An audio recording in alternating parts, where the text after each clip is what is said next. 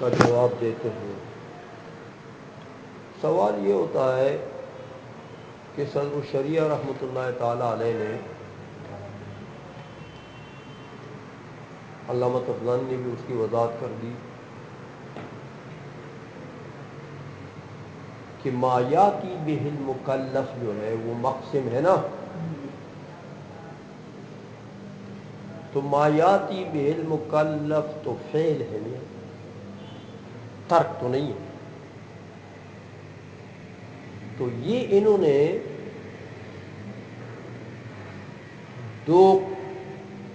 دو گویا کہ قسمیں بنا دی ہیں۔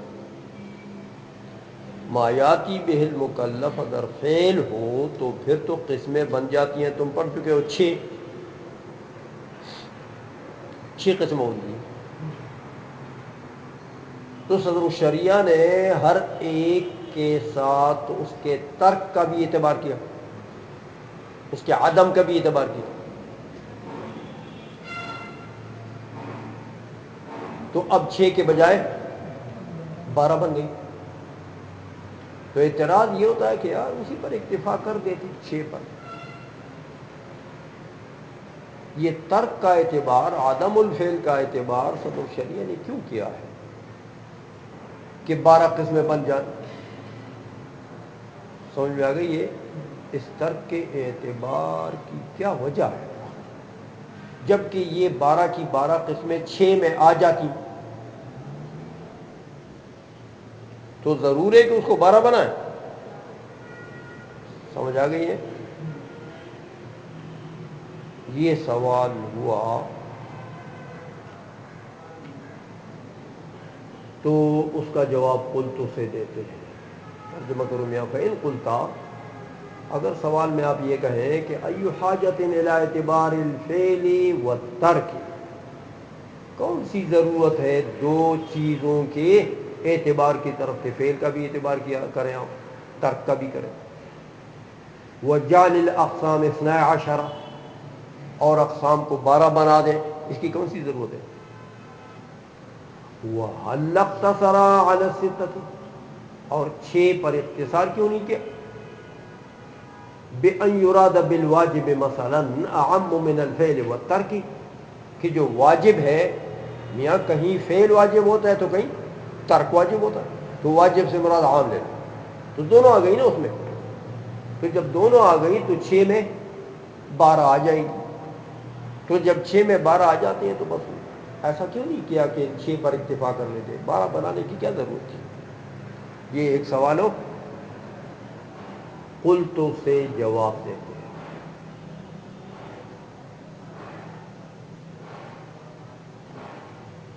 کہتے ہیں یار اصل بات یہ ہے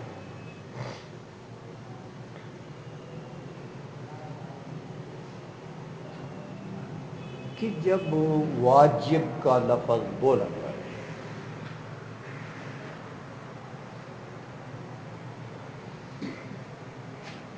تو واجب ما یصاب میں داخل ہے،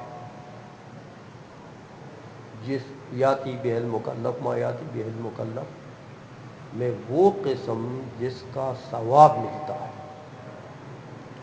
اس میں واجب بھی داخل ہے۔ ہمیں آ گئی ہے؟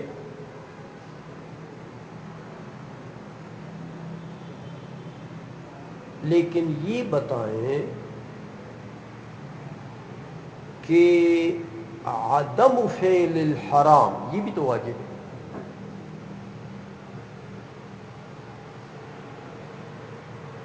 حرام فعل نہ کرنا واجب نہیں، یہ بھی تو واجب ہے۔ لیکن حرام فعل نہ کرنا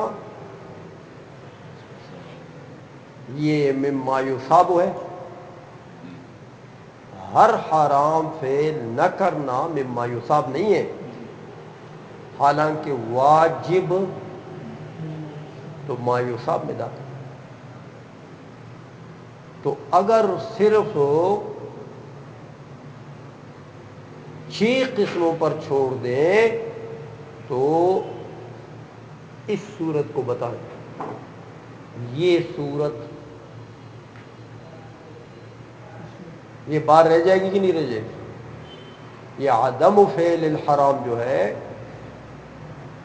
یا ترک فعل الحرام جو ہے یہ بار رہ جائے گی، تو تقسیم حاصر نہیں ہوگی میاں، تو تقسیم کو تو حاصر ہونا چاہیے۔ اس لیے صدر الشریعہ نے عدم الفعل کا بھی اعتبار کیا تاکہ کوئی قسم باہر نہ رہے۔ سمجھ آ گئی ہے؟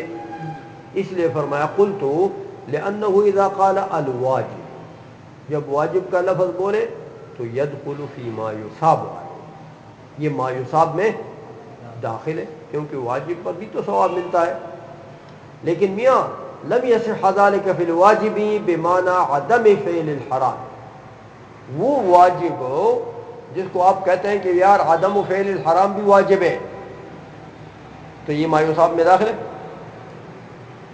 سمجھ آئیے؟ اس لیے کہتے ہیں میاں فلا بد من التفصیل المذکور، لہذا یہ تفصیل مذکور جو 12 قسمیں بنانا ہے نا، یہ ضروری ہے تاکہ تقسیم حاصل ہو جائے۔ سمجھ آ گئی ہے بات؟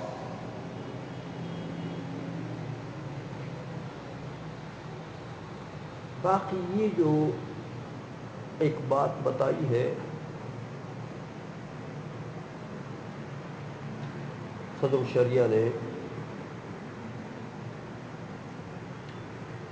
کہ عدم الاتیان بالواجب، واجب نہ کرنا، یہ کیا ہے؟ مما یعاقب علیہ، واجب ادا نہ کرنا یہ کیا ہے؟ مما یعاقب علیہ، یہ تو میاں ان افعال میں سے ہے جس پر عقاب ملے گا۔ عقاب کہتے ہیں یار یہ لفظ تو بہت ڈراؤنا ہے کہ واجب نہ کرنا مما یعاقب،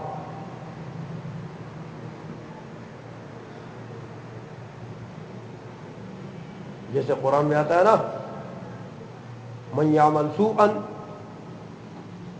یجز بہ، ایسا ہے نا، من یعمل سوءا یجز بہ، جس نے بھی گناہ کیا یجز، بڑا سخت لفظ ہے۔ اس طرح ان کا بھی یہ لفظ بولنا، سمجھ آئیے کہ یہ تو مما یعاقب علیہ، ڈاڈا لفظ ہے۔ وہ خدا کا رحم کدھر گیا یار کہ من یعمل سوءا یجز بہ، جس نے بھی گناہ کیا وہ پکڑا جائے گا۔ تو ہر گناہ گار کو پکڑنا ہے تو خدا کے عفو کی کرم نوازی کدھر گئی؟ اللہ معاف نہیں کرتا بعض گناہ گاروں کو؟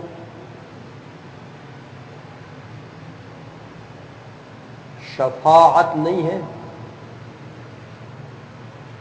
اے میاں خلاصی کی تو بہت سی صورتیں ہیں، گناہ گار کے سزا سے عقاب سے خلاصی کی تو بہت سی صورتیں ہیں۔ تو یہ جو صدر الشریعہ کہہ رہے ہیں کہ میاں عدم الاتیان بالواجب یستحق بہ العقاب، واجب نہ کرنا بس مستحق عقاب ہو، تو یہ تو قرآن کی وصایت کی طرح ہے کہ من یعمل سوءا یجز بہ۔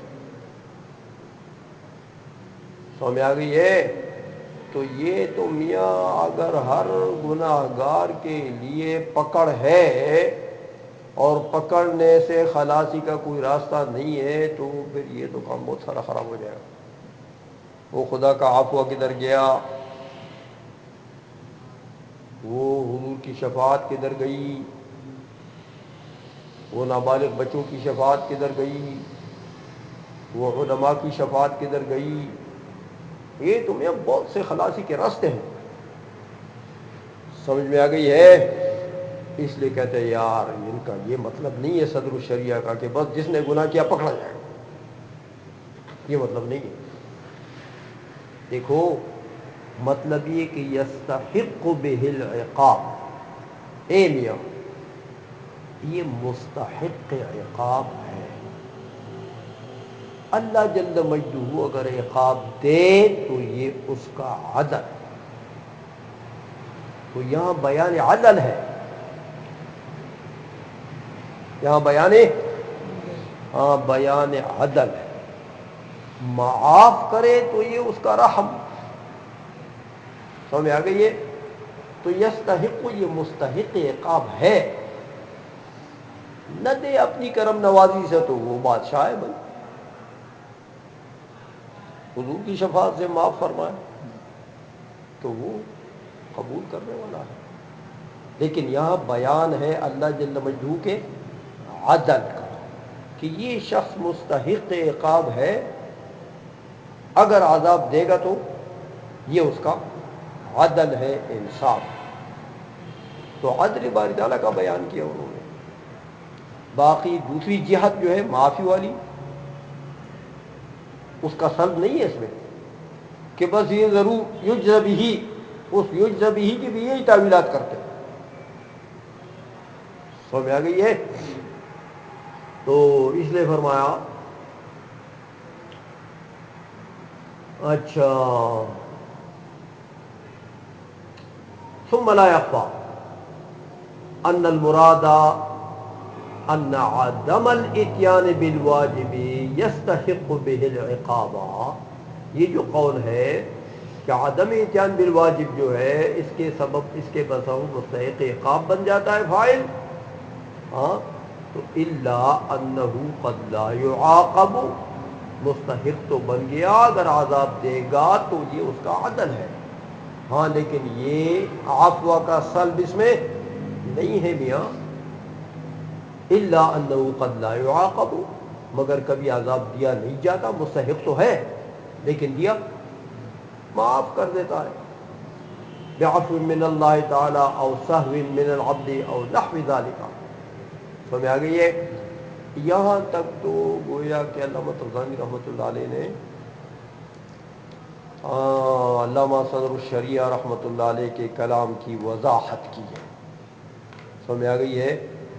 اب آگے فرماتے ہیں یار ایسا ہے کہ وہ باقی کلام ہی واضح، اس کے بعد جو کلام ہے شارح کا، صدر الشریعہ کا، وہ واضح ہے، اس کی تفصیل کی ضرورت نہیں ہے، البتہ الا ان فیہ مباحث، ہاں چند دے کے مباحث یہاں پر ہیں وہ بتا دوں گا، تو باقی توضیح کی ضرورت نہیں ہے۔